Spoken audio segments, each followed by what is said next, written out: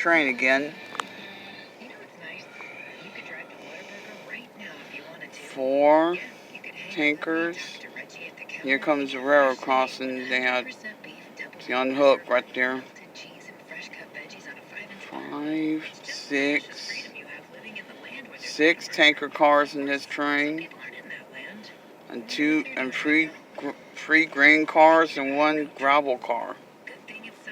That's how many we got on here today.